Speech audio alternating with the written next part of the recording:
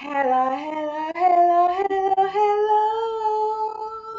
Salut, salut, salut les meilleurs. Ici Débra, community ton mentor en transformation et bienvenue à une conversation qui transforme. Comme aujourd'hui réellement les meilleurs, on va parler de comment tes pensées peuvent vraiment changer ta vie et comme l'améliorer, comme la right? Comment tes pensées peuvent vraiment changer ta vie. Et j'ai voulu qu'on parle de ce sujet-là et j'ai choisi d'inviter quelqu'un de comme expert dans le sujet pour nous parler beaucoup plus de cela. Et qui de mieux qu'une personne qui a les corps des pensées, qui s'appelle Johanna Jamais, qui va nous rejoindre aujourd'hui pour une conversation qui transforme. Alors sans plus tarder, je vais juste vous introduire à Johanna Jamais. Salut, salut Johanna, comment vas-tu? Ça va bien. Très contente d'être là avec vous et heureuse de venir aider à transformer des vies. Super, merci beaucoup. Et pour ceux qui ne te connaissent pas, Joanna, est-ce que tu peux juste dire quelques mots sur toi, un peu t'introduire et dire ce que tu fais? Merci. Je sais pas quoi dire en fait.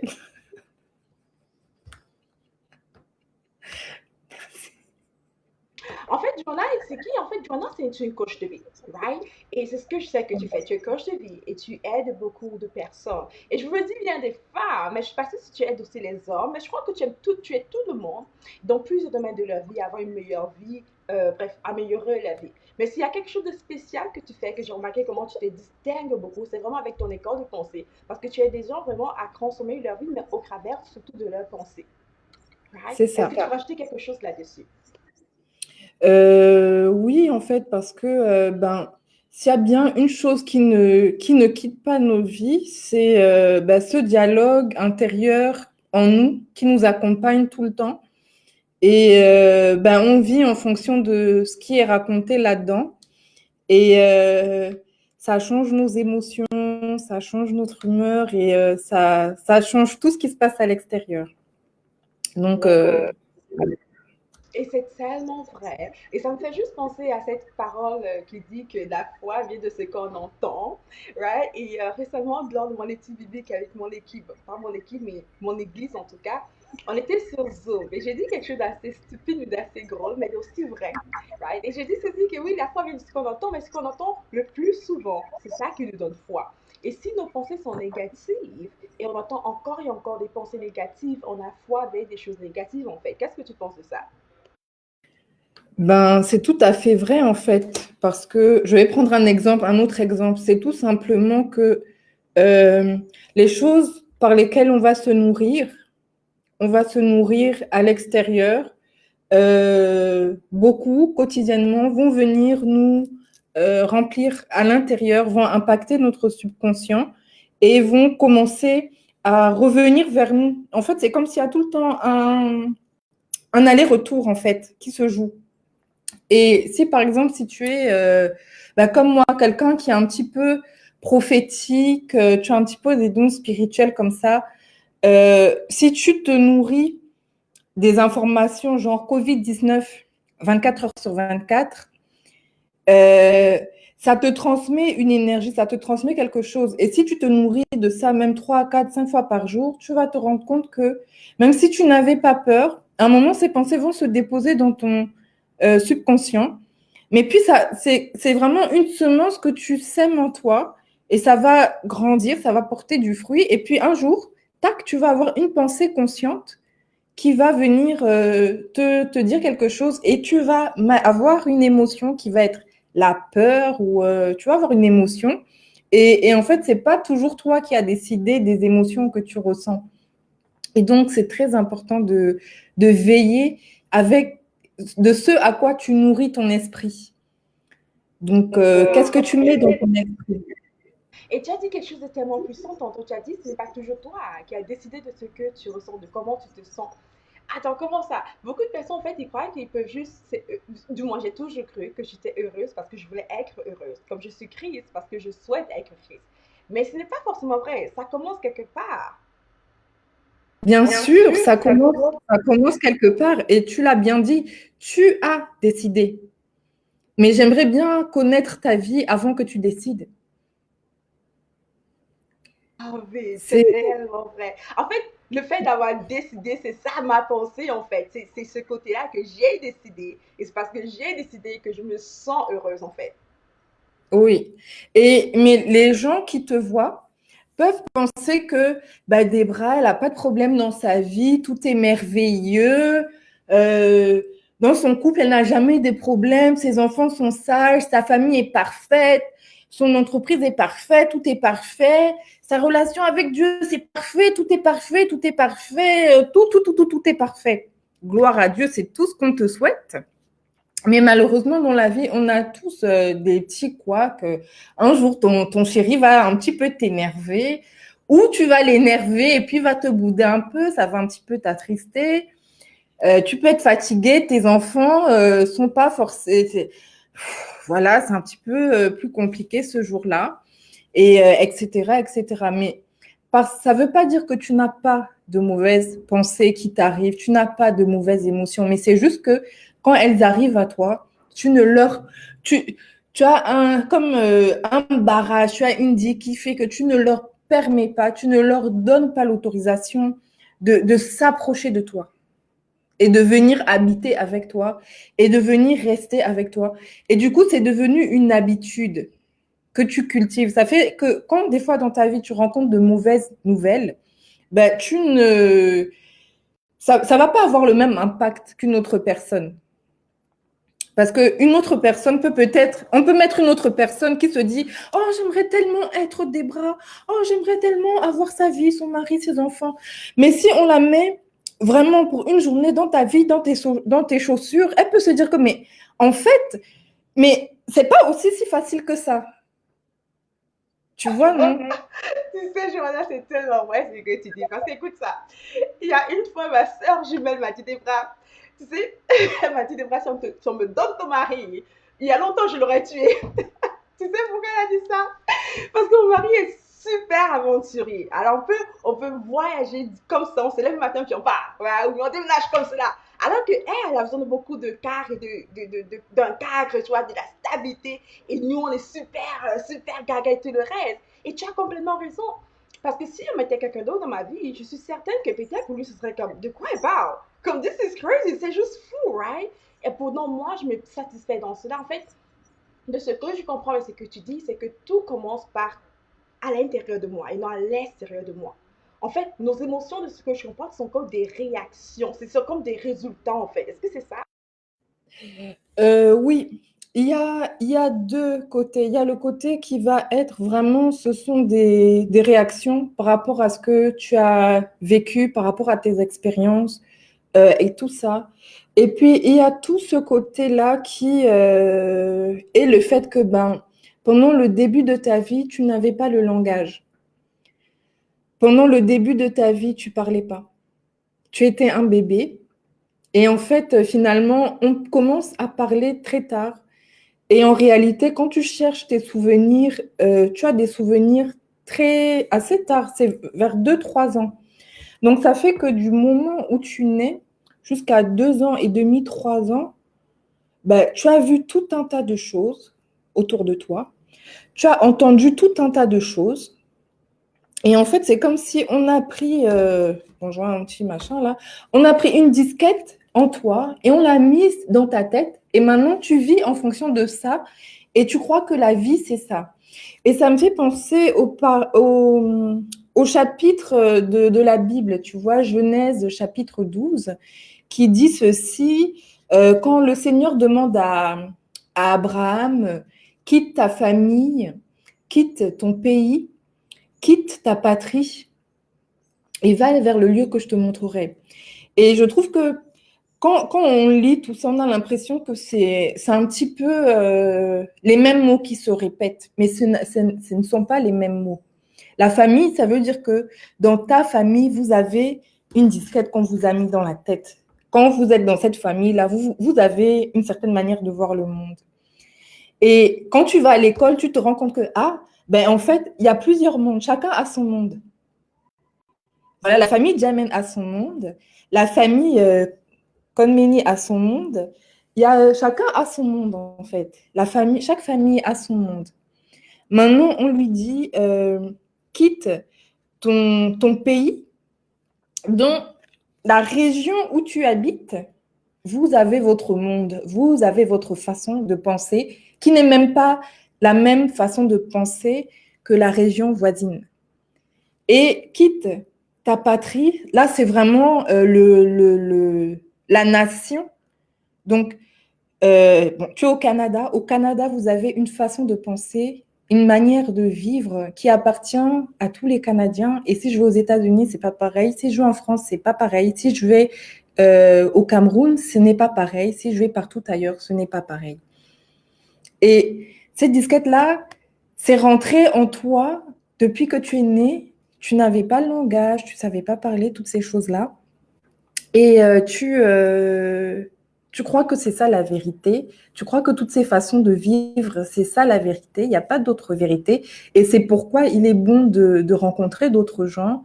Il est bon de voyager, d'aller voir comment ça se passe ailleurs, des gens qui vivent des vies complètement opposées à ce que l'on croit et ce que l'on croit comme étant la vérité.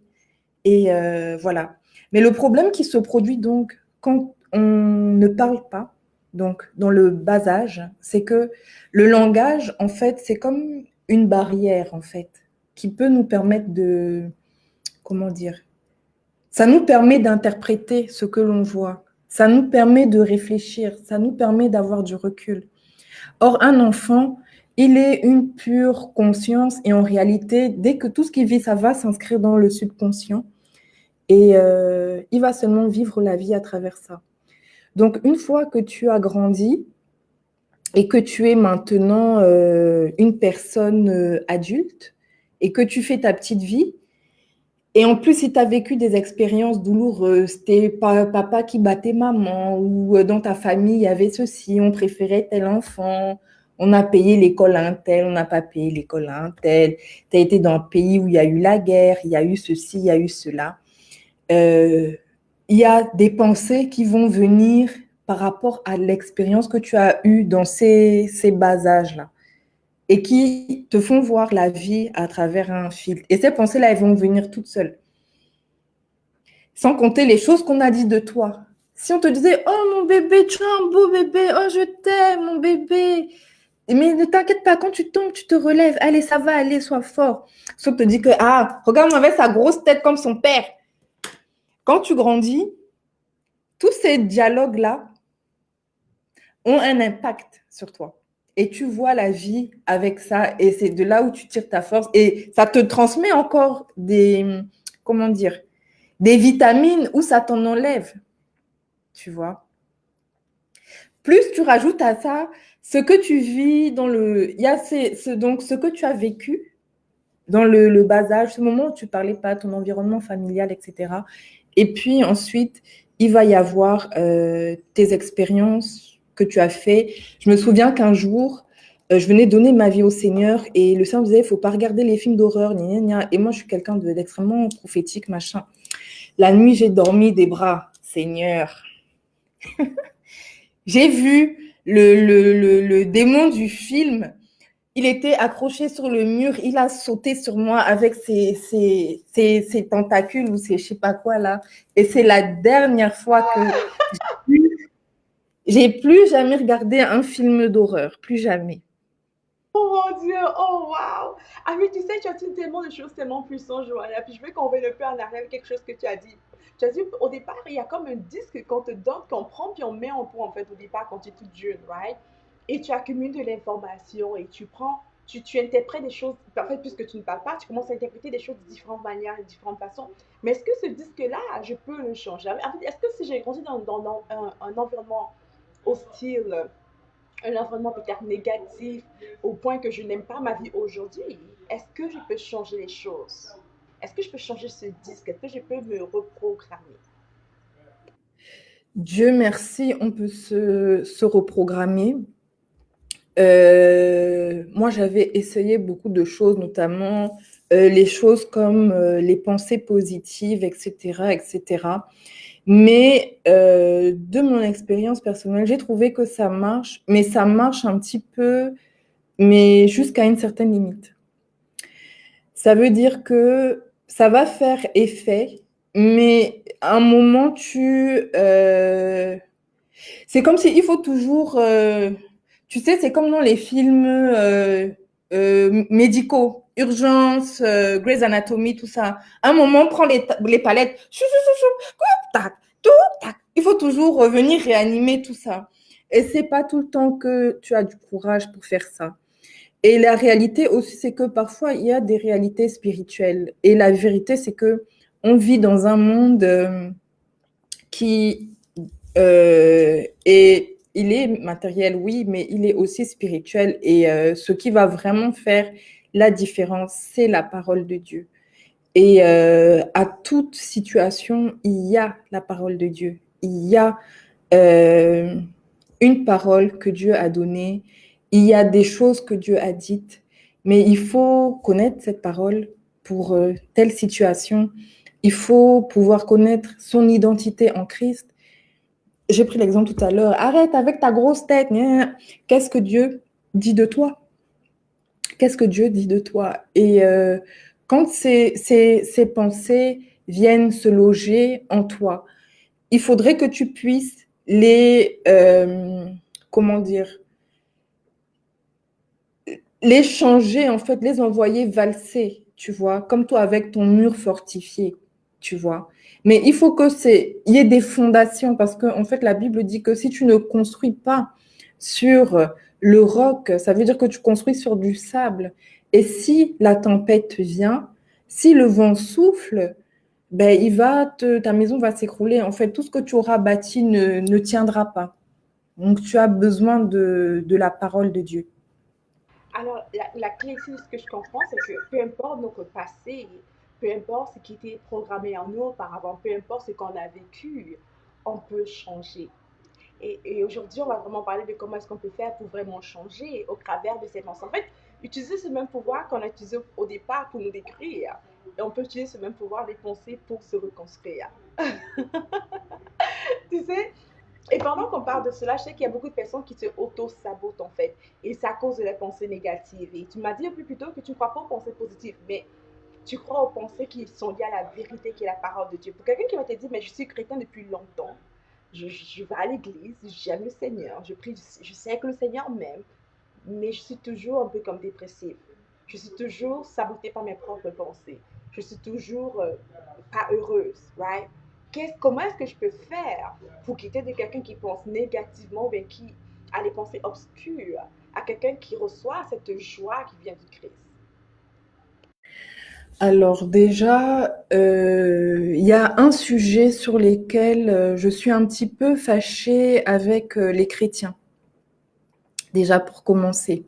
C'est je suis sauvée, toutes choses sont devenues nouvelles, un chrétien ne peut pas être dépressif, tout ça, ça c'est des choses vraiment, je n'aime pas ces paroles, je n'aime pas. Parce qu'il y a des chrétiens qui vivent vraiment de réelles souffrances, qui sont dans des souffrances psychologiques et émotionnelles véritables, et ils ont besoin d'un accompagnement particulier. Il y a des personnes qui vont venir à l'école des pensées et qui vont faire ce programme-là, et ça sera insuffisant. Je dis la vérité, hein, ça sera insuffisant parce que il y a d'autres choses qu'ils ont vécues, il y a d'autres choses qui sont un petit peu plus profondes et ils ont besoin d'avoir un accompagnement plus profond. Ils ont besoin de pouvoir aller vraiment euh, euh, à la racine. Et pour eux, l'école des pensées, ça va être bien, mais insuffisant.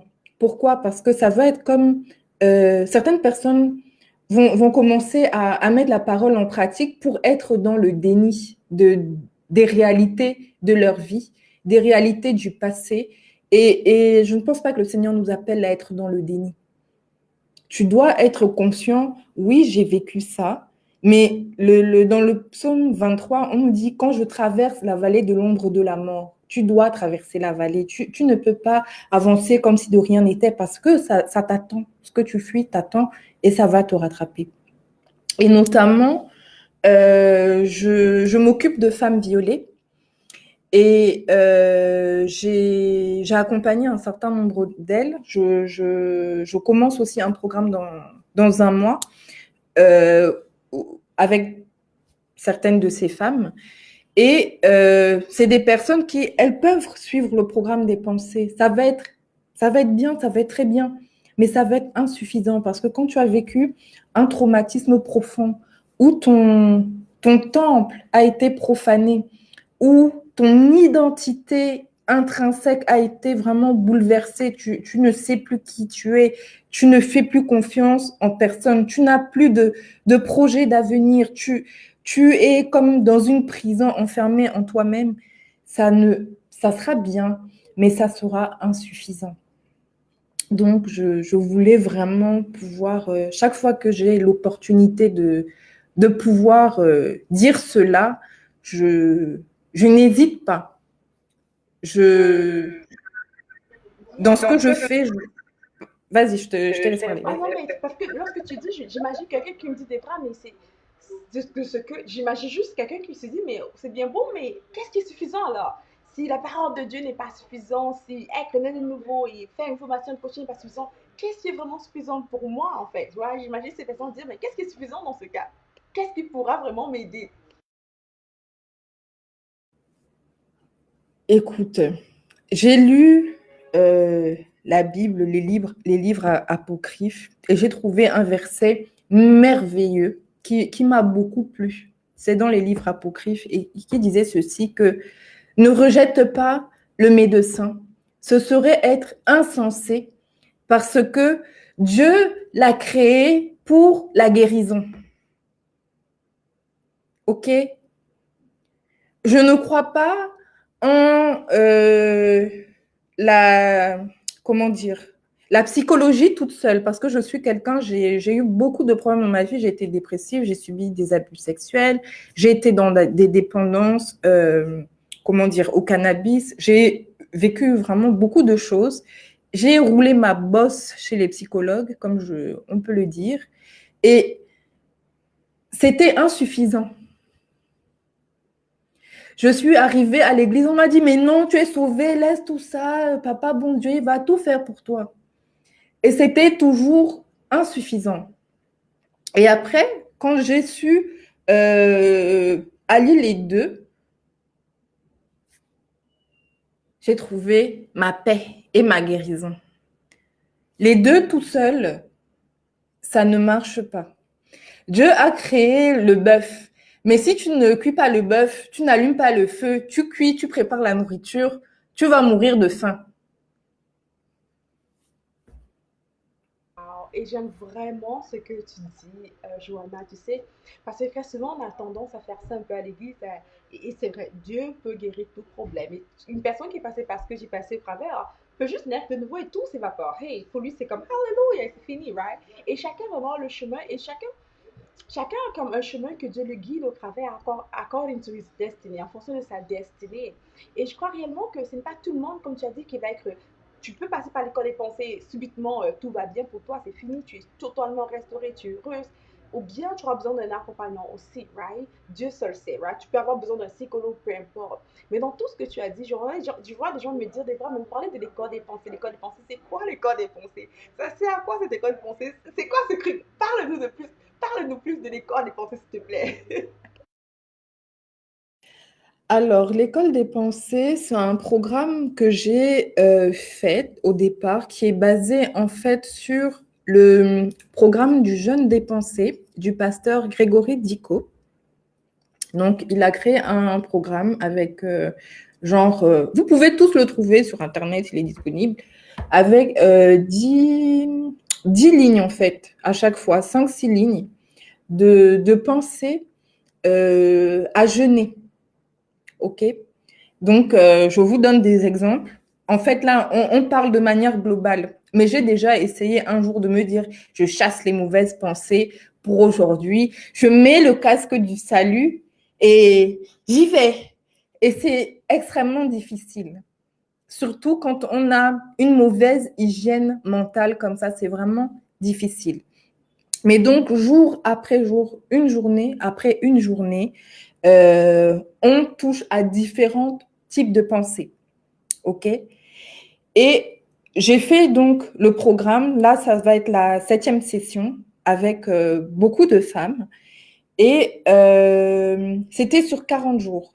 Tous les matins, on se levait à 5 heures du matin et on faisait une vidéo comme ça en groupe sur Facebook. Et à partir du texte de Grégory Dicot, je donnais tout un enseignement. On avait des vidéos de 2 heures et tout ça, c'était hyper long. Et le samedi, on avait des vidéos parfois de 3 heures. C'était super, super intensif. Mais c'était en 2020, non, il y a eu le Covid, 2019, j'ai fait une rencontre avec les anciennes personnes qui étaient venues et je me suis rendu compte qu'elles avaient eu beaucoup de victoires. Elles ont vécu vraiment beaucoup de choses dans leur vie et tout. Et leur relation avec le Seigneur. En fait, on touche vraiment tous les domaines. Je vais vous lire un petit peu tout ce que ça couvre. On touche tous les domaines de la vie. La relation avec Dieu, le péché, la culpabilité, les finances, le sentiment de ne pas se sentir, la solitude, le fait de... En fait, tous les genres, vraiment, ça couvre beaucoup, beaucoup de mauvaises pensées. Mais en fait, je me suis rendu compte que les personnes ne conservaient pas leur changement sur une longue durée. Parce que après les 40 jours, certaines personnes aussi qui avaient des attaques spirituelles dans leur vie étaient démunies et ne savaient pas comment se tenir face à leur challenge. Mais il y a vraiment eu vraiment des vies bouleversées, des choses extraordinaires qui se sont passées. Et nous-mêmes, c'est à partir de l'école des pensées que nous avons fait notre première conférence. En fait, quand tu sors de là, tu as l'impression que tu es Dragon Ball Z, tu as mangé du feu, tu marches sur les eaux, tu es... Voilà. Et donc, là, je voulais accompagner les gens d'une manière différente et sur une longue période. Et je voulais plus que... Parce qu'en fait, les 40 jours, on dit 40 jours, on a l'impression que c'est long, mais ça va super vite. Les jours défilent comme ça, tac, tac, tac, tac, tac, tac, tac, tac, tac. Et là, je voulais vraiment que chaque personne puisse prendre le temps de vivre son truc et affronter les choses. Et j'ai trouvé que une semaine, une pensée. Une semaine, une pensée.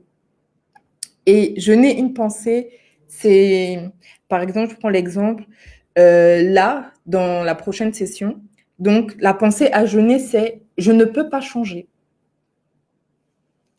Ça veut dire que chaque fois qu'il y a une pensée, pas forcément textuellement « je ne peux pas changer », mais chaque fois qu'il y a quelque chose qui ressemble à « je ne peux pas changer », tu dois remplacer ça avec la parole de Dieu. Et je donne un enseignement qui accompagne cela. Et à la différence des autres sessions, je voulais vraiment, comment dire,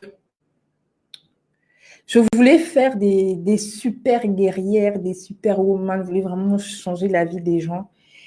Et qu'il y aura donc, et ça sera sous forme de direct chaque samedi.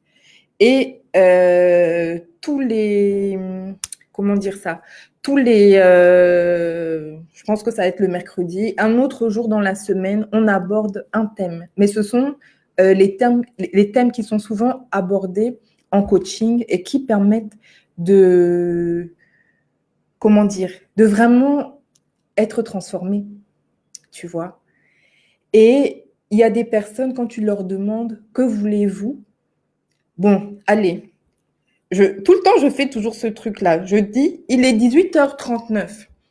Et je demande là à toutes tes auditrices, à 20h, le Seigneur dépose 1 million de la monnaie de votre pays dans votre compte. Mais vous devez donner une liste des 30 choses que vous voulez faire. Je ne sais même pas s'il y en a qui arrivent à 4. 30, c'est Et beaucoup, donc deux choses. Non, mais toi, tu es coach, tu es formé, tu sais. Mais beaucoup de personnes marchent dans la vie sans... Ils n'ont pas de vision, ils n'ont pas de projet, ils ne savent pas où aller, ils ne savent pas ce qu'ils veulent. Vraiment, chaque mois, on va avoir un thème particulier. On va donc traiter de la vision. Dans la vision, genre les vision boards. On va parler des finances, l'abondance, parce que dans ce que j'ai comme thème, j'ai quelque part, il est où? Bon, je ne le trouve pas, mais il est quelque part. Je manque de tout, tu vois. Il y a aussi une pensée, le bonheur est si difficile à trouver. Et c'est des croyances comme ça qu'on a qui nous polluent. Je n'arrive pas à tourner la page du passé. Et on va vraiment aller comme ça, pas à pas. Dieu est loin de moi. Pourquoi tu crois que Dieu est loin de toi? Et pendant une semaine, tu vas dealer avec cette pensée-là. Waouh, waouh, Je waouh. suis limitée. Je me sens seule. J'ai l'impression d'échouer. Donc, pendant 40 semaines et avec des thèmes qui collent le plus possible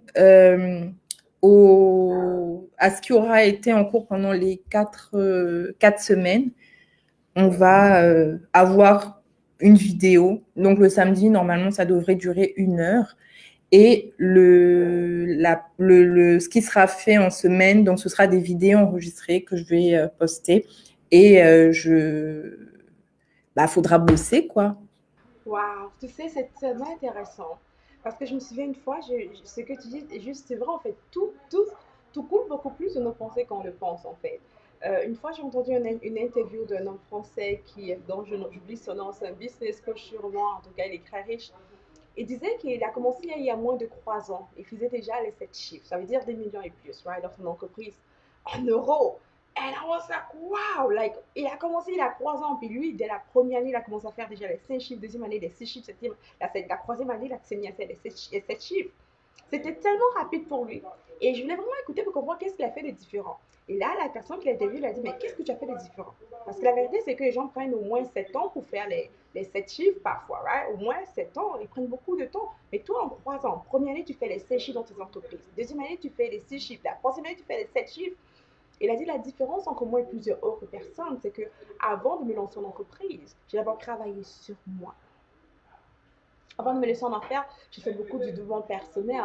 Alors, en tant que moi, il a beaucoup travaillé ses pensées. Il a beaucoup travaillé qui il était, son identité. Il a fait comme tout ce travail-là. Et ensuite, il s'est lancé. Parce que là, il s'est nettoyé de tout ce qui pouvait l'empêcher d'avancer. Right? Et c'est ce qui nous arrive souvent en tant qu'entrepreneur, ou bien même si tu n'es pas un entrepreneur, que tu travailles quelque part. Tu vas voir souvent que tes pensées te sabotent en fait. Tes pensées vont te limiter. Lors d'une réunion de travail, tout le monde parle, et toi, tu es comme, tu as une belle idée, mais tu as peur de juste ouvrir ta bouche et parler.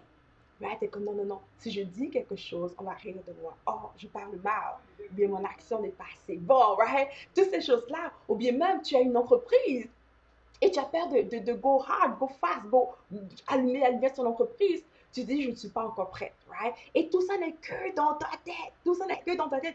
Alors, les corps des pensées, je le vois comme une sorte d'accompagnement qui nous prend par la main pour nous aider comme à reprogrammer notre mindset, à se nettoyer, à laver, à laver les mauvaises photos, enlever le noir sur les mauvaises, sur les photos de notre destinée. Bref, pour que notre lumière puisse juste briller. Ouais, c'est un peu comme ça que j'interprète cela. Puis je vais te poser cette question. Pour une personne qui a l'impression de ne pas avoir de mauvaises pensées, mais qui a l'impression que sa vie ne change pas concrètement, du sens, dans le genre, la personne croit être vraiment positive, mais comme sa vie ne change pas. Est-ce que tu crois que c'est toujours connecté à ses pensées?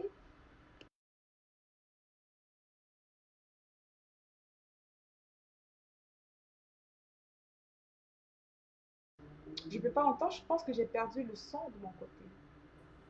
Il y a Yes. quelque chose qu'elle ne fait pas. Et il y a certainement quelque chose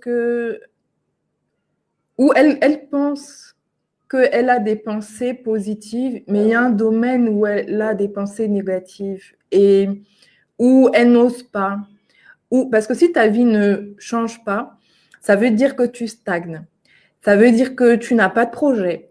Ça veut dire que parce que normalement, pour qu'il y ait du mouvement, il faut que tu aies, comme la Bible dit, hein, le proverbe 31, la femme vertueuse, elle voit de loin un champ et elle l'acquiert. Il faut que tu aies vu Attends, un projet. refaites ça encore, refaites ce verset, refaites cette partie, s'il te plaît.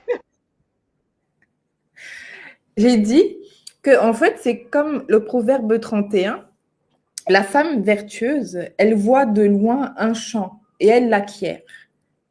Ça ne veut pas dire qu'elle va au champ travailler. Ça veut dire juste qu'elle a une idée qui est de loin. Elle voit quelque chose qu'elle veut conquérir.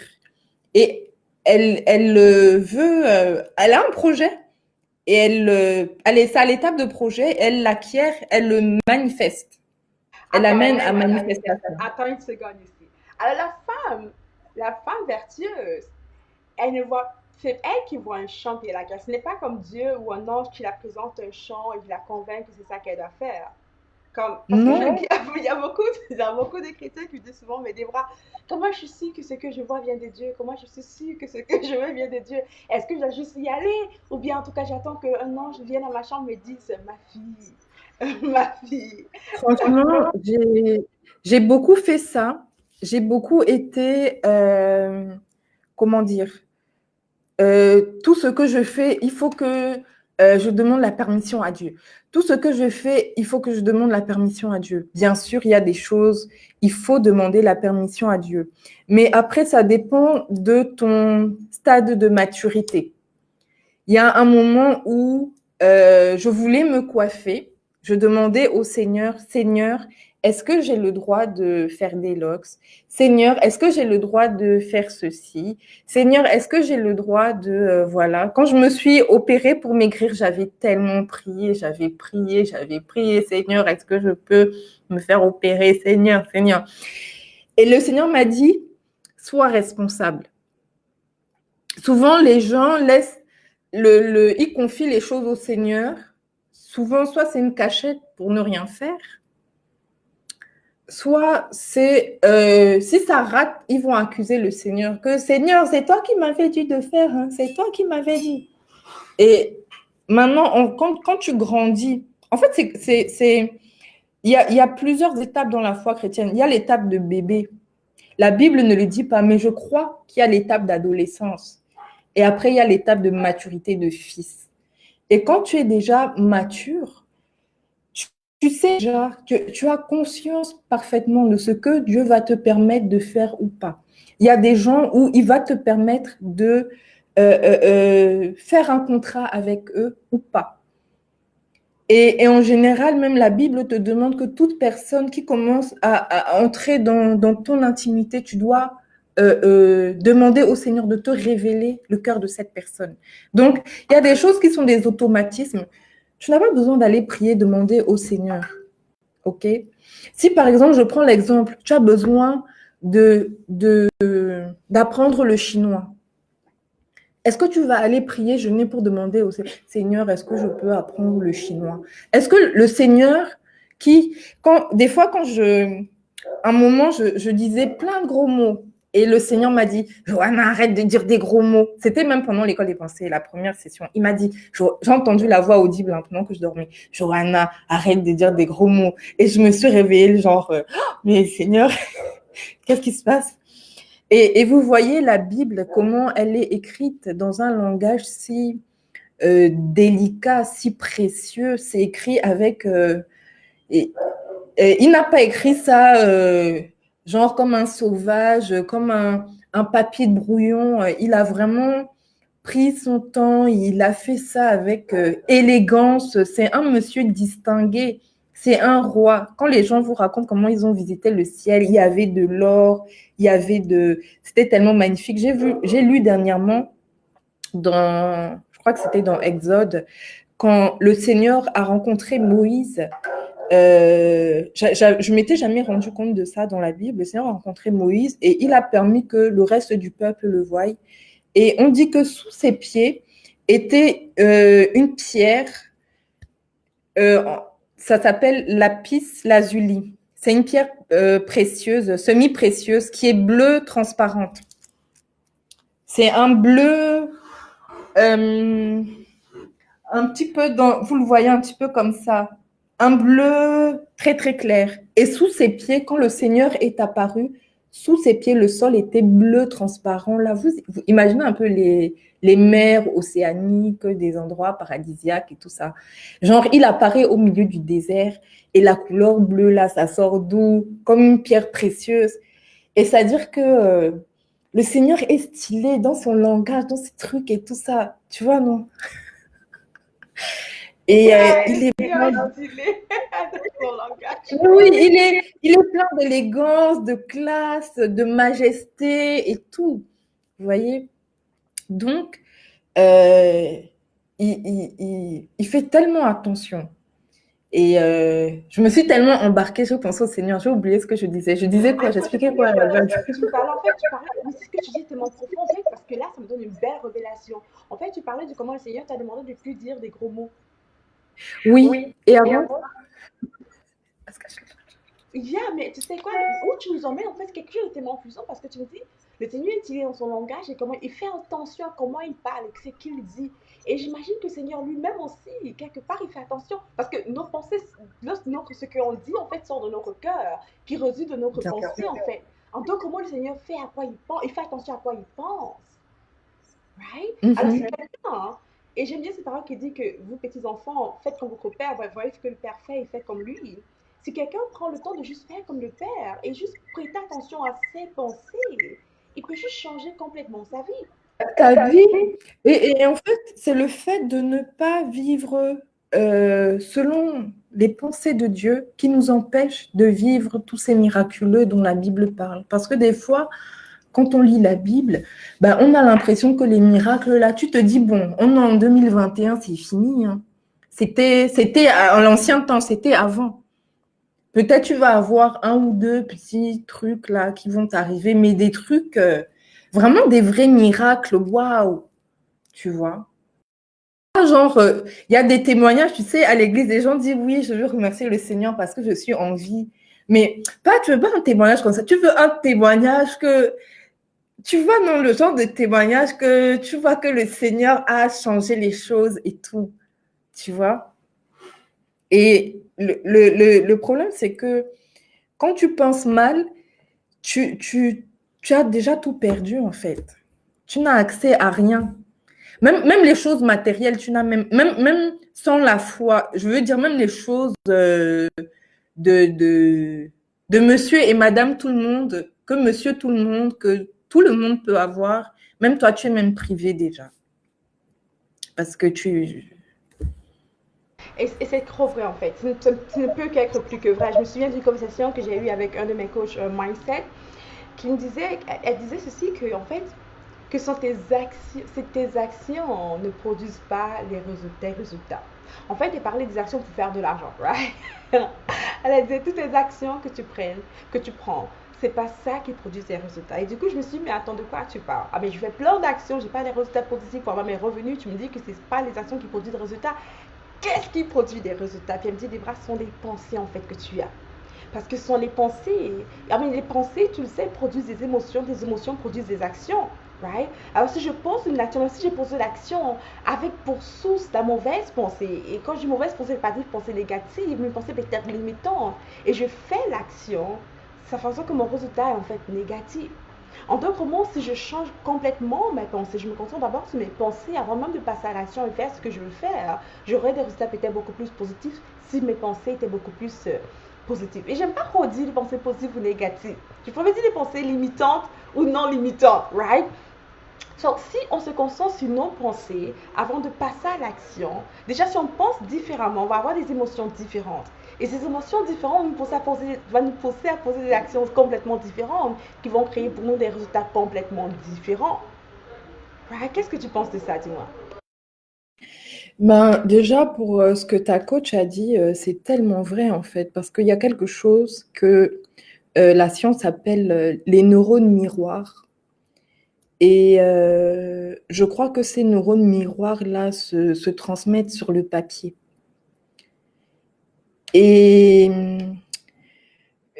j'ai travaillé avec ben, la personne qui m'avait aidé à transcrire mon livre. Elle travaille en fait avec Nollywood et tout ça. Elle fait des scripts et tout ça. Et elle m'a dit que elle me dit non, tu écris, c'est bien, mais il faut travailler encore. On doit sentir encore plus ton émotion. Tu dois entrer dans le livre. Elle me dit quand tu écris, elle me dit des fois j'écris, quand j'écris mes scripts, je mets la musique triste. Je pleure. Je pleure. Parce que qu'est-ce qui se passe? Quand elle fait ça, pendant qu'elle écrit, et ce truc-là est spirituel, ça n'a rien à voir avec les mots que tu couches sur le papier. C'est comme si de ton esprit vient sur le papier et elle me dit que, et les personnes qui lisent, qui reçoivent son script, elle me dit oui, elle me dit qu'un jour elle a envoyé un script et tout, et la personne qui a reçu cela a l'a appelé genre à 2 heures du matin, genre mais pourquoi tu as tué ce perso? Genre la personne pleurait et tout, mais pourquoi tu l'as tué et tout, pourquoi tu l'as fait mourir?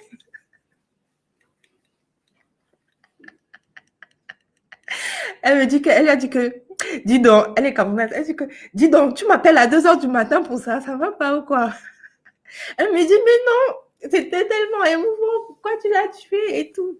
Elle me dit, ce sont les neurones miroirs. Mais du coup, quand tu prépares les choses que tu prépares et que tu mets de la peur dedans, les gens qui le lisent, mais ils ne sont pas conscients de ça, hein. Ils ne se disent pas ah, des bras peur. Ils se disent pas, Debra se dit qu'elle va pas vendre. Mais déjà, pendant que tu écris en te disant, je vais pas vendre, tu vois, tu écris comme quelqu'un qui ne vendra pas. Et en même temps que tu écris comme quelqu'un qui ne vendra pas, malgré que tu te mentes à toi-même que tu vas vendre et que tu envoies cela, tu essayes de te mentir et tu envoies les ondes neurones miroirs comme ça, je ne vendrai pas. Ah, waouh, waouh. Et j'aime bien le côté scientifique que tu apportes à cela pour vraiment certifier cela. Et quand j'y pense à ça, je pense à plusieurs personnes même qui veulent restaurer, qui veulent aider à restaurer le mariage et le Seigneur, ils vont dire, Seigneur, je suis soumise à cet homme. Mais avec des pensées un peu miroirs, comme tu as dit tantôt, right? Ah, mais tu as fait la soumission, mais avec des pensées vraiment du genre, ah, regarde, il y a encore. Right? Ou bien toi qui vas avoir cette promotion extraordinaire à ton travail, mais tu le fais en même temps, tu insultes ton boss dans ta tête, ouais, mais tu travailles fort, tu poses des actions, mais tu n'es pas connecté à cela. Et quelque part, tu ne maudis pas forcément ce que tu fais, mais c'est un peu comme si tu maudis ce que tu fais, ouais, parce que tu ne bénis pas ce que tu fais déjà dans tes pensées. Et c'est fou à quel point lorsqu'on pense à ça, je me rends compte, surtout lorsqu'on parle de cela, Joanna, comment nos pensées en fait guident tous les domaines de notre vie en fait. Donc, si je travaille sur mes pensées, seulement en travaillant sur mes pensées, j'aurai plus besoin de courir pour travailler. Euh, Bien sûr, tu peux le faire plus tard sur mes finances, bien sur ma relation, ou peu importe. Parce que dès que j'ai des pensées propres, en fait, tous les domaines de ma vie aussi changent, ça impacte tous les autres domaines de ma vie aussi, right? Et ça va avec cette parole-là. Tu vas prospérer comme prospère l'état de ton cœur. Et ça va avec la loi de l'attraction. Ça va tellement avec la loi de l'attraction. Tu es là, tu crées tout un, un, un champ magnétique. Je suis nulle, je suis nulle, je suis nulle. Et à l'intérieur de toi, tu y crois, tu es convaincu. Toutes les situations vont te prouver que tu es nul. Tu vas rencontrer des personnes qui vont te confirmer combien tu es nul et que tu as tellement raison de croire que tu es nul. Et ça va continuer. Tu vas écrire ça va continuer. Et tu vas attirer de ça, ça va continuer, ça va C'est ça va tellement avec vrai, la loi Joanie. d'attraction. C'est tellement vrai. Tu sais, une histoire personnelle, puis je sais pas si tu as déjà entendu parler de ça, mais quand j'étais jeune, j'ai grandi avec ce groupe de patients qu'on appelle la dyslexie. Right? So, bon, je savais même pas que j'avais ça, mais bon. Alors, les gens, tout le monde ne savait pas que j'avais la dyslexie, que j'étais dyslexique. Alors, j'ai eu ces répétiteurs qui m'ont dit, Debra, tu es stupide, tu es bête, tu as la tête dure, right? Tu as la tête dure, et tous ces paroles négatives-là. Et avec le temps, j'ai fini juste par croire cela, right? J'ai juste fini par croire cela. Mais quelque chose s'est produit d'extraordinaire. Et un jour, j'ai eu cette révélation qu'il y avait juste plus en moi. C'était juste assez, c'était comme ça pour moi. J'ai eu ce mot qui m'a dit qu'il y a plus en moi. Alors avant, je croyais que j'étais stupide, bête, pas assez intelligente. Et j'agissais juste exactement comme quelqu'un de bête, stupide, pas assez intelligent.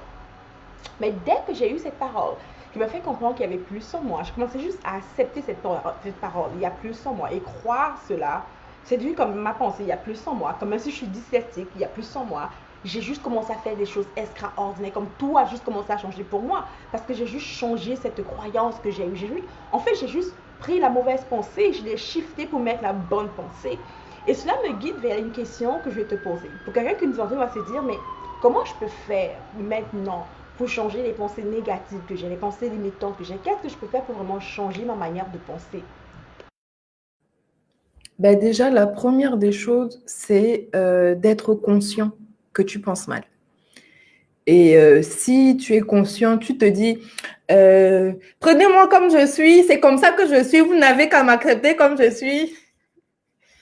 Ça n'ira pas. OK? Tu dois déjà avoir de l'humilité et reconnaître que tout, ça doit changer en fait. Et même si tu n'es pas quelqu'un de particulièrement négatif, pourquoi te priver de tous ces bijoux, tous ces trésors? Pourquoi te priver? Tu dois juste avoir un petit peu d'humilité et te rabaisser ou t'élever à la parole de Dieu. OK? Et la Bible nous demande que quoi? Que tout ce qui est digne de louange, que tout ce qui est digne de gloire soit l'objet de tes pensées. Est-ce que ce que tu es en train de penser, c'est digne de louange, c'est digne de gloire? Est-ce qu'on peut imaginer... En fait, voilà comment je vais le formuler.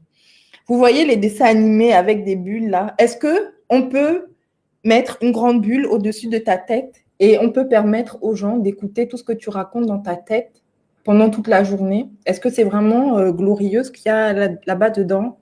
Est-ce que ce que tu penses au sujet des gens quand tu rencontres tu dis, regarde comment elle est habillée, regarde son sac, regarde, toutes ces choses-là, c'est pas des bonnes pensées, tu vois? Donc, est-ce que tu peux vraiment te payer le luxe de marcher dans la vie avec tes pensées audibles pour tout le monde? Si tu le peux, si tu ne le peux pas, il faut travailler encore. Et le truc, c'est que en fait, on a presque 60 000 pensées par jour. 60 000 pensées par jour. Et sur les 60 000, celles qu'on entend, dont on est conscient, on doit en entendre à peu près 12 000. Et tout le reste, on n'est pas conscient. C'est des pensées qui sont vraiment... Elles sont là. Si tu prêtes attention, tu vas les entendre. Mais tu les entends quand tu pries ou tu les entends quand tu jeûnes. Quand tu jeûnes, tu vas voir qu'il y a un autre langage qui est autour de toi. Et pour les gens qui aiment avoir beaucoup d'amis, qui aiment beaucoup de bruit, quand tu restes seul dans une pièce avec toi-même, c'est là où tu les entends. Sinon, tu n'es pas capable de les entendre. Et tu vas être étonné de tout ce qui se passe dans ta tête. Et il y a un méli-mélo.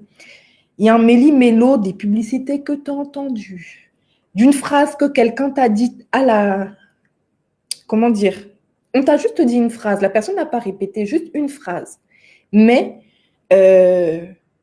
la phrase là a eu un impact en toi émotionnellement et en fait, c'est en train de te... Il y a une semence, ça a fait quelque chose en toi.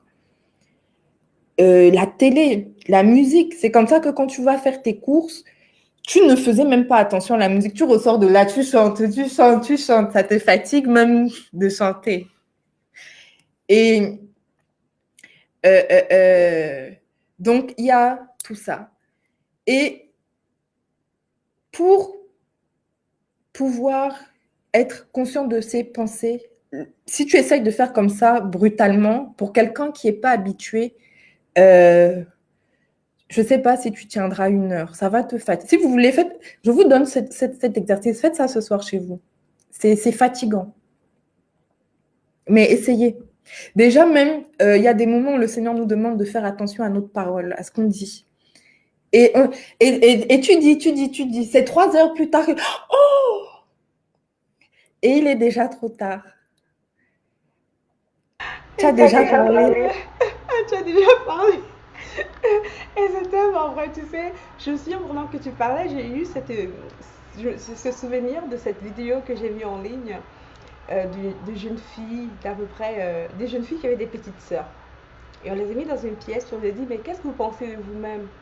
Et ça commençait à dire, je pense que j'aime pas la couleur de ma peau, je suis trop noire, mes cheveux sont trop crépus, je suis pas assez grande de taille, je suis pas assez bonne, right? Alors, elle va commencer à dire cela. Mais je pense qu'elles ont écrit cela. Ouais, elles ont écrit cela. Elles écrivaient tout ce qu'elles pensaient de elles-mêmes.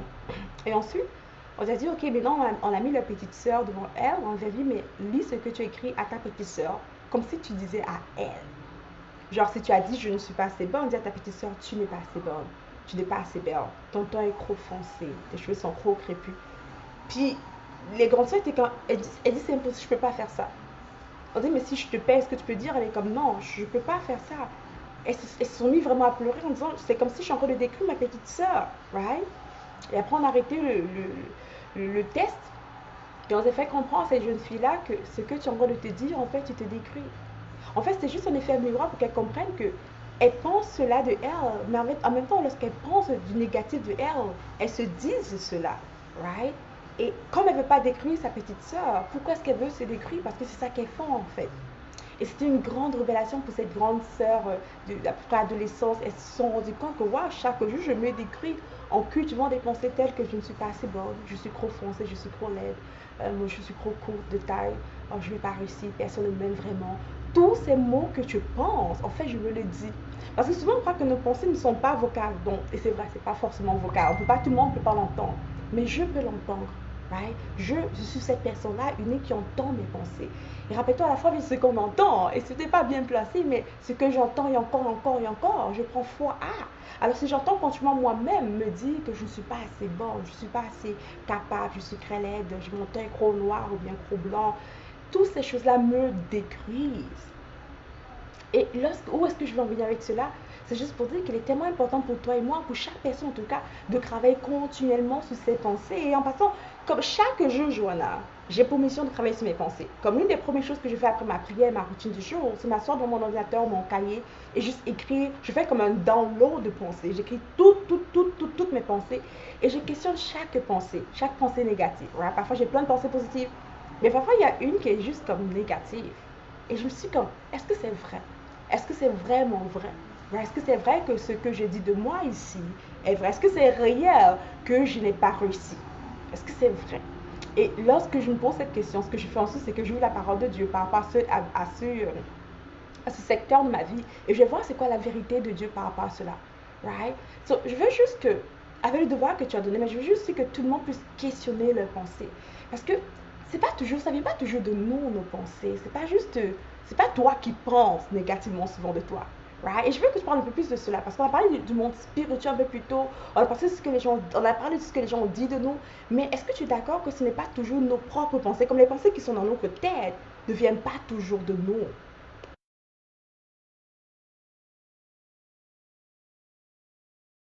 Je crois que tu es sur mute, Joanna. J'ai parlé des disquettes de l'enfance qu'on a mis en nous et qui reviennent, qui rejaillissent. Et parfois, ces choses sont des forteresses Et c'est comme ça que parfois vous allez vous rendre compte que dans une famille, tout le même a les mêmes blocages, tout le même a les mêmes problèmes de génération en génération. Et c'est vraiment une forteresse. Et c'est là où il y a ce verset qui dit je renverse toute hauteur, tout raisonnement qui se dresse contre la connaissance de Dieu. De un. Et parfois, il y a des esprits méchants qui... parce que il faut bien comprendre quelque chose. Vous êtes là sur Terre depuis, on va dire entre 25 et 50, 55 ans, peut-être plus, là sur la page. Mais les démons sont là depuis des siècles et des siècles. Donc, ils connaissent très bien l'espèce humaine, ils connaissent très bien la nature humaine. Et puis, ils ont vu, observer, vivre. Et ils connaissent comment dire, les schémas de pensée. Et vous allez voir que par moment, vous allez avoir une pensée. Mais ça, vous en rendez compte quand vous travaillez sur vos pensées, quand vous êtes attentif. Et c'est pour ça que le jeûne est bien. Quand vous êtes dans comment dire, en temps de jeûne, vous pouvez vous discernez mieux les pensées parce que la chair, les instincts parlent moins. Vous êtes plus attentif au monde spirituel et en réalité, les pensées se trouvent dans le monde spirituel. Et vous allez entendre une pensée vous chuchoter quelque chose. Et quand vous avez du discernement et que, par exemple, vous alliez bien, voilà, c'est la chose que je n'ai pas pu dire tout à l'heure, comment reconnaître qu'on a une mauvaise pensée? Dans un premier temps, c'est tout simplement en étant conscient de ses émotions. Ça veut dire que si je me sens mal, je dois questionner pourquoi je me sens mal. N'acceptez pas de vous sentir mal. OK? Si tout d'un coup, on est là, on parle joyeusement, et puis j'ai une petite tristesse qui me vient là de je ne sais où. Pourquoi je me sens mal? Qu'est-ce qu'il y a? Qu'est-ce qui se passe? Et ça me permet de remonter en fait, la pensée, il y a la pensée, ensuite il y a l'émotion. Mais quand vous n'êtes pas habitué, vous allez difficilement faire ce schéma-là. Donc, vous commencez avec l'émotion. Pourquoi je me sens mal? Et vous allez questionner. Et parfois, vous allez vous rendre compte que c'est des choses vraiment très bêtes qui nous font sentir mal. Par exemple, il a coupé un morceau de gâteau, il ne m'a pas laissé l'autre bout. Et puis, vous vous rendez compte que, en fait, l'âme est comme un enfant capricieux, un enfant de 5 ans. Et vous êtes là, vous êtes triste, vous êtes mal à l'aise, vous boudez, machin. Et quand vous questionnez, mais pourquoi je me sens mal, vous questionnez. Et puis vous remontez la source, vous remontez. Ah, ben c'est parce qu'il m'a refusé le gâteau. Et puis vous revenez à vous-même et vous vous rendez compte que c'était vraiment ridicule, en fait. J'aime beaucoup cette Et astuce, c'est trop vrai. Je te laisse continuer, Johanna. J'aime vraiment ce que tu viens de partager parce que je t'assure, c'est trop vrai en fait. Lorsque tu parlais, et j'espère que je t'ai pas encore interrompu, mais lorsque tu parlais, tu me fais penser à ma petite fille. J'ai une fille de 8 ans et j'enseigne ça à mes enfants depuis quelques temps d'ailleurs. Et elle aime souvent, juste comme ça en fait, elle se fâche pour rien en fait. Et juste comme ça, je suis Christ. Puis elle me dit, maman, rends-moi contente. Je suis comme non, pourquoi je ne vais pas te rendre contente? C'est pas moi qui te rends content. Ou bien elle me dit, je suis juste Christ, ou bien elle va me dire son émotion. Puis à chaque fois, il y a quelque chose que je l'enseigne toujours, c'est que ce n'est pas la circonstance qui t'arrive qui te rend Christ en fait. C'est tes pensées que tu as par rapport à cette circonstance. Comme pour le petit gâteau, le fait qu'on a coupé le gâteau, ce n'est pas ça qui t'a tristé en fait. C'est l'interprétation de ton cerveau par rapport au gâteau qui était coupé, qu'on t'a donné et qui a fait que tu te sens crise. Alors juste, j'aime vraiment ce que tu viens de dire. Continue s'il te plaît. Et plusieurs fois, franchement, beaucoup de fois, vous allez vous rendre compte que c'est des choses vraiment futiles qui vous gâchent la vie. C'est des choses pas importantes et sur lesquelles vous pouvez régler le problème plus tard. Vous n'avez pas besoin de vous mettre dans un état d'abattement comme ça. Vous n'avez pas besoin de vous rendre malade. Vous n'avez pas besoin de faire tout ça. Et vous allez voir que vraiment, ça va avoir un impact. Et à certains autres moments, en fait, c'est au fur et à mesure de la pratique que vous allez discerner de plus en plus. vous allez vous rendre compte également que il y a des moments où je me sentais bien, vous remontez, vous vous rendez compte qu'il n'y a rien. Et là, vous discernez que mais ça ne vient pas du tout de moi. Je ne suis pas du tout la source. Et vous vous rendez compte que le monde spirituel existe. Et il y a un esprit méchant qui a décidé que je ne dois pas être en paix, je ne dois pas sourire, je ne dois pas me sentir bien. Et c'est où la parole de Dieu vient vraiment faire la différence avec la pensée positive, parce que la Bible nous dit que la parole de Dieu est comme une épée à double tranchant. Et quand et l'esprit méchant, vous ne le voyez pas, mais c'est vraiment, il est venu chuchoter à votre oreille. Il est venu vous dire quelque chose. Et vous n'aviez pas des yeux. Si vous aviez des yeux spirituels, et c'est toujours le problème entre, j'ai parlé du bébé tout à l'heure, le conscient, le subconscient, toutes ces choses-là. Et donc, si vous étiez là et que vous voyez les démons, et que vous le voyez chuchoter vous allez dire, ah, qu'est-ce que tu fais comme ça? Et puis, vous allez revenir à la normale, mais vous ne le voyez pas. Et le problème, c'est que vous allez embrasser une pensée, la faire vôtre, alors qu'elle ne vient pas de vous et qu'elle n'a rien à voir avec votre quotidien ou quoi que ce soit. Et aussi, si vous avez eu l'habitude d'avoir des mauvaises pensées, alors que vous allez les entretenir, comment dire, alors que vous allez essayer de vous en débarrasser, parfois vous allez vous rendre compte qu'il y a vraiment une résistance. Et vous allez vous rendre compte que quand vous êtes bien disposé, vous discernez vraiment que il y a un esprit méchant derrière. Vous vous en rendez compte. Et quand vous proclamez la parole de Dieu, vous sentez vraiment le pouf, la libération qui se fait dans l'atmosphère. Vous voyez la percée et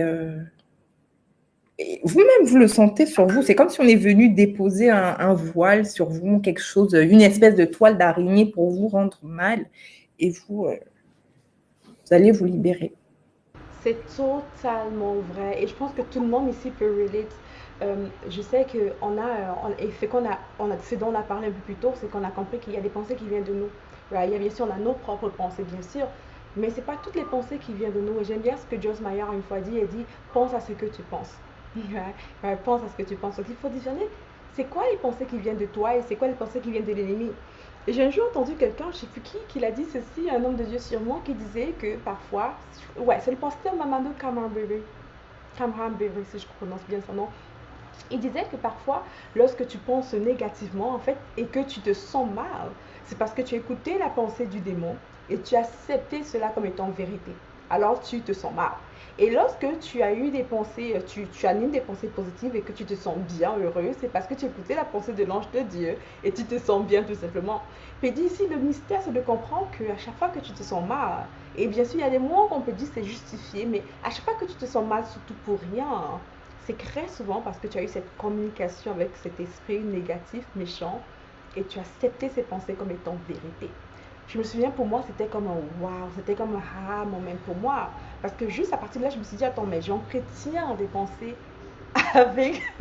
J'entretiens une communication avec des démons et j'accepte ces pensées, I mean, really. Et du coup, donc, dès que je pensais mal, j'imaginais comme un esprit mauvais.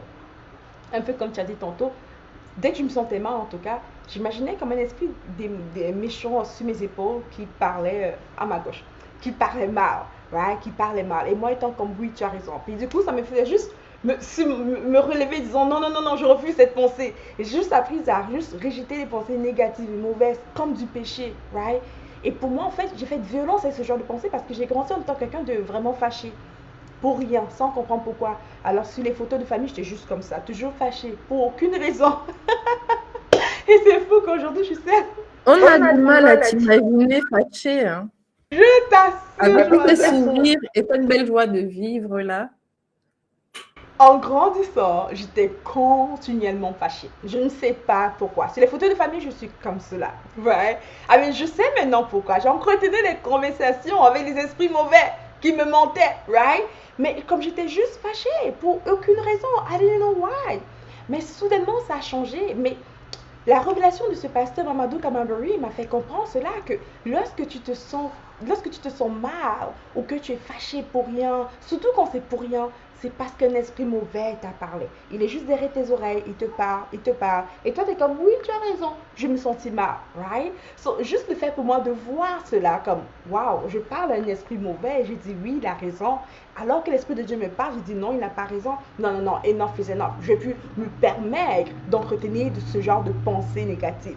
So, dès qu'il y a quelque chose qui m'arrive, et que je veux même penser mal, ou bien que je veux même me sentir mal, je me reprends directement, comme je chasse cela vraiment comme du péché, comme si c'était un gros péché qui allait m'emmener en enfer. Je me mets juste à combattre ce péché. Bref, je fais de mon mieux de cela. C'est juste peut-être une astuce qui peut aider quelqu'un d'autre aussi, parce que like, really, il y a beaucoup des pensées que tu penses ne viennent pas de toi, right? Souvent, c'est juste l'esprit mauvais qui vient te murmurer de mauvaises pensées. Et si tu penses à ce petit esprit méchant-là qui te parle, et toi tu dis oui, tu as raison, je vais me sentir mal, oui, tu as raison, je vais me saboter, alors que l'ange de Dieu te parle, tu dis non, tu n'as pas raison, non, ce n'est pas vrai, je vais écouter les démons, right? Je sais pas, comment tu te sens lorsque je parle de cette illustration-là? Qu'est-ce que tu penses de ça, dis-moi, Joanna? Ben, je pense que c'est tout à fait vrai en fait. Et ben, c'est le propre de l'être humain. On a cette nature charnelle en nous qui fait que on est sensible aux démons. Et sauvé ou pas sauvé, on y est sensible et on doit lutter, on doit résister pour manifester la vie divine et pour en profiter et pour ne pas se priver. Et souvent, même quand tu dis ça, qu'on se fâche pour rien et tout, parfois tu t'en rends pas compte. Et puis des fois, tu es fâché d'être fâché. Tu es fâché parce que tu te sens mal. Tu vois ce que je veux dire? Et c'est un cercle. Et puis quelqu'un va te dire pourquoi tu es fâché. Et quand la personne là te parle, tu n'as pas envie de répondre et ça te fâche et l'autre vous fâché et tu n'en sors plus. Mais il faut sortir de là parce que le Seigneur a tellement plus à nous offrir, il y a tellement plus pour nous, pour nos vies. Et j'ai vu tout à l'heure, tu parlais des entrepreneurs. Quand on est entrepreneur, on a vraiment besoin de croire, on a besoin d'avoir la foi, on a besoin bah, même si parfois c'est pas peut-être tout ce qu'on va faire qui va marcher, mais on doit malgré tout continuer de croire en soi, continuer de croire en ce qu'on fait, continuer que bah, on apporte de la valeur dans la vie des autres et continuer et persévérer. Et on a besoin d'être tellement positif. Et c'est complètement vrai, surtout qu'on a compris de tout ce qu'on a dit, on sait que si tu changes tes pensées, tu changeras ta vie. Comme tes C'est pensées, radical. c'est radical. So, hey, Et vas-y. une des choses radicales, c'est que quand tu changes tes pensées, ton entourage change. Parce que il y a un certain genre de personnes que tu vas plus supporter, mais il y a aussi un genre de personnes qui, ça va toujours avec la loi de l'attraction, ils ne vont pas supporter ta positivité, que tu te sens bien, et tu vas, en fait, c'est comme si ça va ouvrir tes yeux vraiment sur ce qui se passe autour de toi, sur ce qui se passe dans ta vie. Ça va avoir un effet radical. Et c'est tellement vrai. Et c'est justement la raison pour laquelle tu as comme pour mission d'aider beaucoup de personnes, beaucoup. Je sais que tu travailles beaucoup avec des femmes, de travailler dans ce domaine-là, vraiment de penser.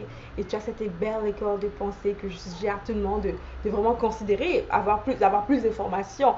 Où est-ce qu'on trouve l'information? Parle-moi un peu plus de où est-ce qu'on peut trouver l'information, le site internet, le lien, où te trouver, avoir plus d'informations sur toi, sur ce que tu fais. Parle-nous un peu de toi plus, où te trouver, s'il te plaît. Alors, où me trouver? Donc, sur Facebook, j'ai une page professionnelle qui s'appelle Johanna Yawadjamen, coach de vie normalement, ou je l'ai enlevé, je ne sais plus, mais en tout cas, Johanna Yawadjamen. Et c'est bon, sur Facebook, les ronds sont bleus. Les ronds, c'est des ronds, non? C'est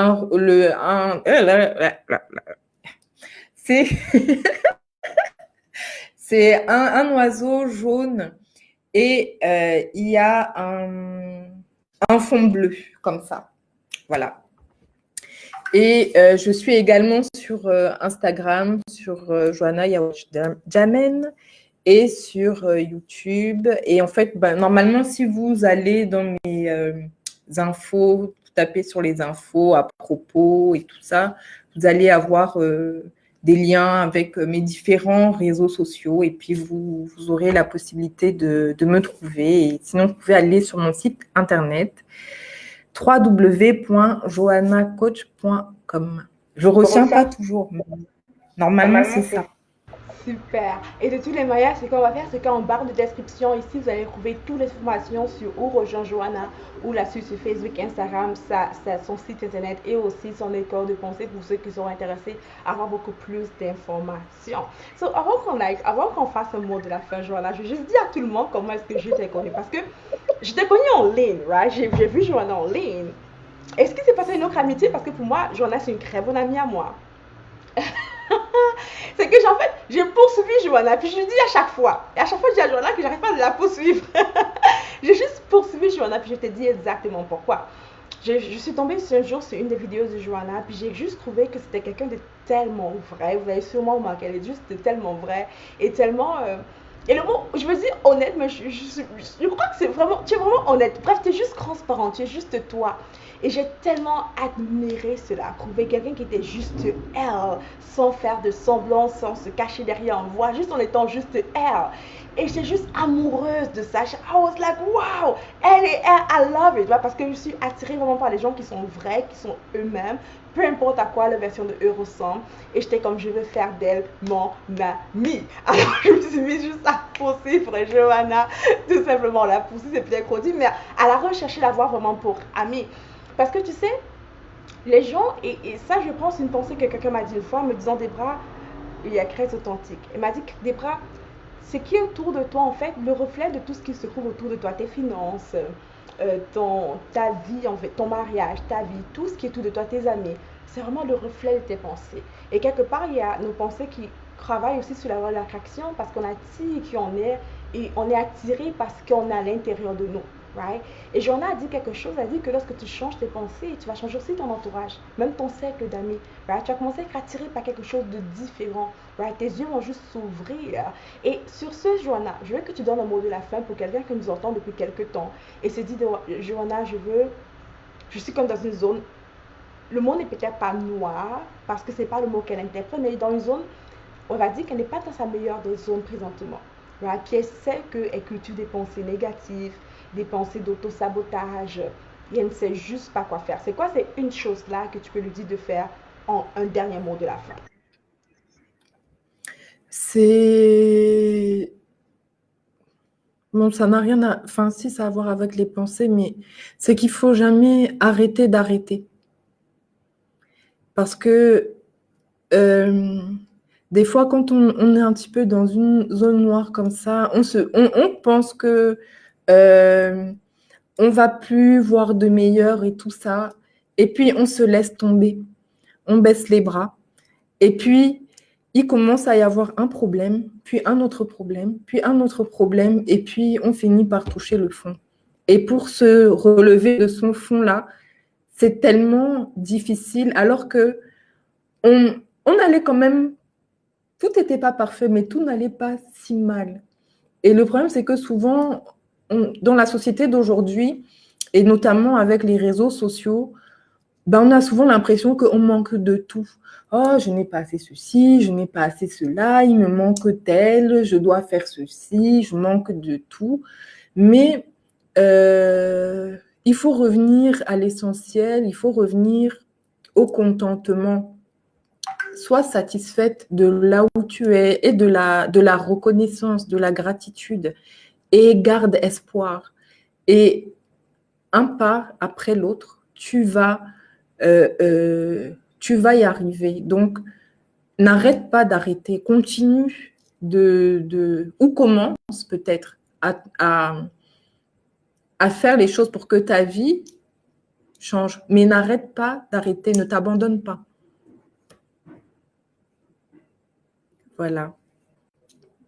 Et là, je voulais que tu continues parce que c'est tellement profond ce que tu viens de dire. N'arrête pas d'arrêter, n'arrête jamais d'arrêter.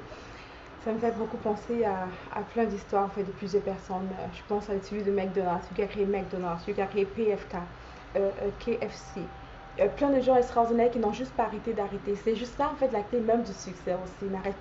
N'arrête pas d'essayer encore, essaye encore, essaye encore, essaye encore. Alors merci beaucoup Joanna pour ton temps. Je sais que tu as bien avis de plusieurs personnes qui ont entendu le son de notre voix. Si tu as écouté cette conversation qui est ensemble et que tu as aimé, je t'invite à partager cela, invite d'autres personnes à écouter cela. Et je veux que tu saches que peut-être que tu peux changer ta vie si tu commences par changer tes pensées. Alors commence à penser à ce dont tu penses et va visiter les pages de Joanna pour avoir plus d'informations sur ce qu'elle fait. Si ce soir est bien tout le monde, bye bye, prenez soin de vous puis on se dit à la prochaine. Bye bye tout le monde. Au Au revoir. revoir. Bye bye.